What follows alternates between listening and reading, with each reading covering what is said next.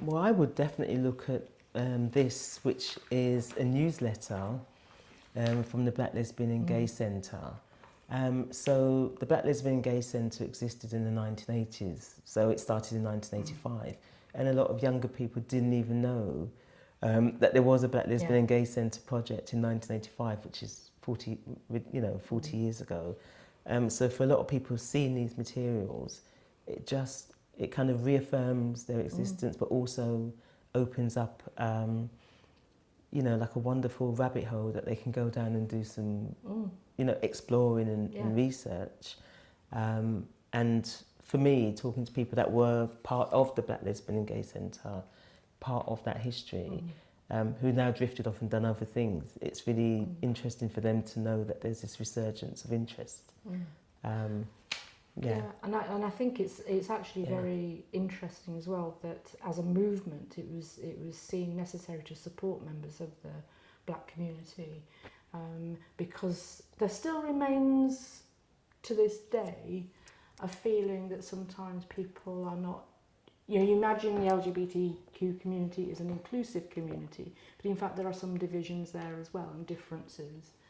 So it was about people finding their own space and their own voice and not feeling excluded from what was becoming the mainstream of the subculture, if that makes sense. So there's something very radical about that, and that ebbs and flows over time as things change. So I think that actually is a very... Because that's the question to ask, why did people feel it necessary to have the space to do a separate thing? Yeah. So you always have to ask those questions. Yeah, and it's something that comes up today as well. Like with the volunteers and stuff that I work with, some of them say they still need space. Yes. Do you know what I mean? So some of these questions around space and access and exclusions are still really relevant. Yeah, and respecting that and letting people be a bit free and be able to do those things. Yeah. I mean, this is a thing called Real Families. And this is rooted in Clause 28. Yeah. So you're going back to the 1980s, mid-1980s. People forget how frightened people were, and people were in genuine fear of losing their jobs and being exposed and being, bullied and harassed at work. It opened up things. Happily, most places were a bit more supportive than that, but it was a very clever piece of legislation. It's a very short one, but it pinned all sorts of things down and stalled progressiveness. But of course, momentarily, because of course what happens is that people then push back.